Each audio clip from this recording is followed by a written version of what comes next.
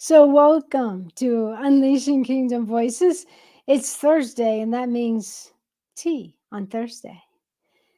So, I wanted to share something with you, like I always do. Break it down, keep it simple, but I want to release something to you on tea on Thursday that may be a start of really just being candid and having a message of hope. So, I'm going to show you something. Those on the podcast can't see this, but I'm holding up two swans. Good old Swarovski collection. See them? Swans are supposed to mate for life. There's stories about how they take care of each other. They fight for each other, and they mate and stay together for life. My question as I lift these up again, what happens when one is removed? Let me tell you a story. So, a lot of times I believe when you're finding your voice, that there are threads. I've shared this before, but threads that kind of you can look back and think, what did I like to do when I was young? Those threads for me included climbing upstairs of this old house, getting to the top of the stairs and preaching. I was Catholic, but I still wanted to preach. Forget the homily. It was just preaching. That same house that my dad brought home a tape recorder, a microphone. It wasn't a Walkman. I'm dating myself. And I would talk into that thing for hours, guys. And it was like I pretended to be funny and all this. I imitated news guys, and I thought I was funny. But each one of my four brothers came to me separately, and they said, Theresa, the only one who's laughing is Mom. We moved, and there weren't big stairs at that house. I was so frustrated because I wanted to find a platform, to continue my preaching. I had found Jesus at that time, so I think there was I wanted to preach. But guess what I found? One day I was just kind of hanging out in the front with those two little steps, feeling quite despondent. And I noticed an apple cart. So I tipped that thing up the highway, and I climbed up on that shaky apple cart, and I preached. I wasn't just yelling at him. I think I had much empathy as I shared Jesus to the birds and the bees and the apple trees. Now think about this apple cart. Since 2008, I have opened an Apple computer, MacBook to iMac to iPhone, and I've shared my word just like I'm doing now. So I think a lot of times when you look back and you play, what happens? That's like the beginning. Let's get back to the swan story, okay? Because that's what I opened up with, the swans. So what's the deal, T? So I tried to find a stage as a professional golfer. I crashed and burned after 3 years. Miraculously ended at a radio station. Come on, a microphone. I got paid to talk, to pray, to say the good news verse. It's just like I love that job.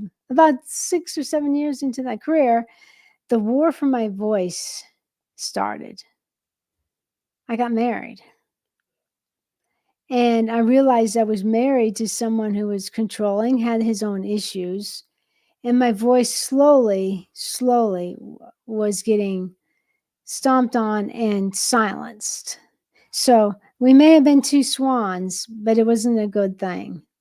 So just to fast forward, not to go into the details, if you know what it means, being controlled, you can't have friends.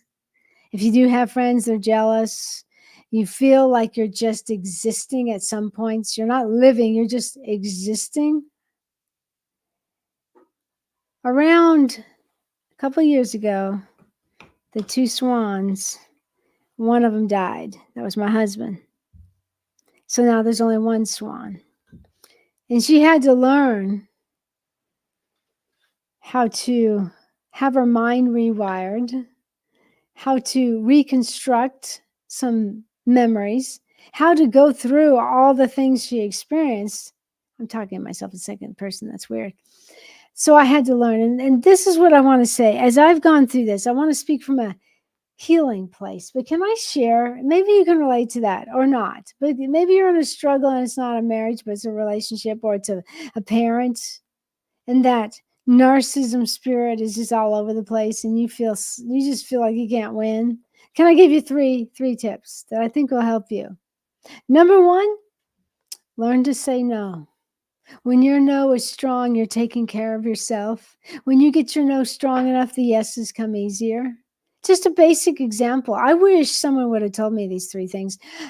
My husband, the last 12 years of our life, he was the chef, he was the cook, and he always wanted to go to the grocery store, and I always wanted me to go. I wish I could just say, "No, let me enjoy some time when you're out the door." Why could I not say that? Because if I said no, the control, the manipulation was just too much. I think I said yes a couple times, but I reaped it, like just the guilt and false guilt and, you just name it. So learn to say no. Number 2 is really important, y'all. Fight for a few friends. Find a community. There's something that's released, it's called oxytocin.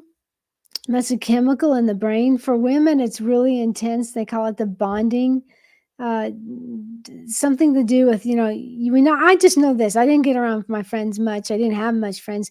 But when I was around them, it made me a better wife coming home. Come on, we just need to talk. We need to bond. We need to say, and then not to gossip. Oxytocin, when it's not present, can cause depression, can cause all sorts of mental problems.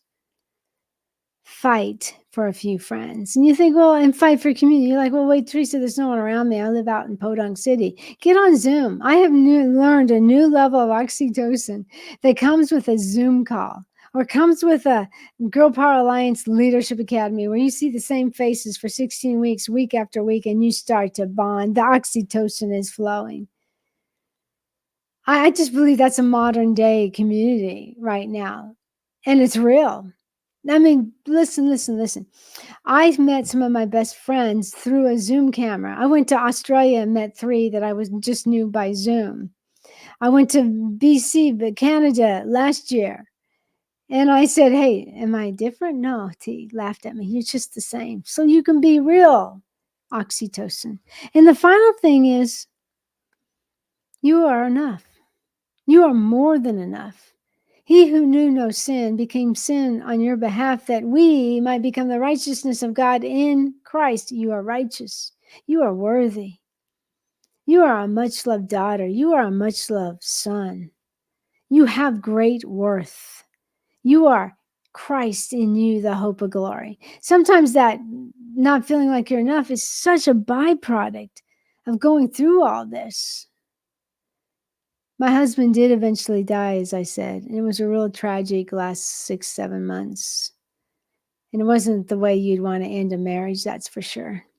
But I hope you know I'm speaking from a healed place, a whole place, because see, I know some of you, you are 2 swans, but you're like, fighting.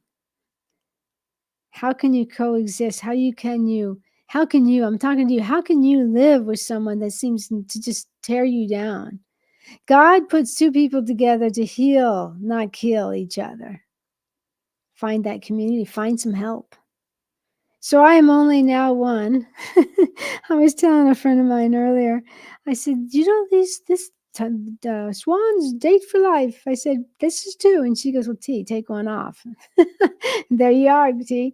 I'm like, okay, I'm there. If you're not on you can't see me, but I'm just like flying with this swan and took the other swan off. Oh, you gotta laugh. Come on. It's serious, but hey, it's life. So I hope that little short tea on Thursday helped you. No matter what, there's always hope for you. One thing that was stayed the same for me through the abuse, emotional, through even now recovering, I did have a solid relationship with Jesus. That's what helped me not just exist. It helped me not go into depression. I really believe it helped me keep me from being an alcoholic. Having that relationship with Jesus gave me a place to pour out what I was dealing with, not understanding, because trauma has a way of making you not see things the way they really are. I live with regret. I wish I could have been there for my kids. I wish I could have seen through the gaslighting, the control. I wish I could have helped my kids, but I'm not going to live with regret. I'm going to love my children right now, my adult children, and they love me, and they get to spend time with me. No jealous. I get to have friends and no one to hide. Last time I went to, when my husband was alive, I went to have coffee with one of my best friends at that time, which was just phone friend, and he came with me. I remember that friend, she reached over and held my arm for just a second, like, Tia, I'm sorry. Oh, bless her. So, listen, I believe God's raising up strong marriages. I am not against the covenant of marriage, and I am not against men. Good looking man, good looking truck, my head's going to turn. I am all for marriage. And I just want to be a voice who's gone through some stuff where I felt voiceless. I've now found my voice from my identity, and I love to serve, speaking to the person I once was. Thanks for listening to this edition Tea on Thursday on Unleashing Kingdom Voices. Share this with a friend. Maybe you know someone who's going through a real difficult situation. Share it with them. All right, I'll talk to you in the next episode.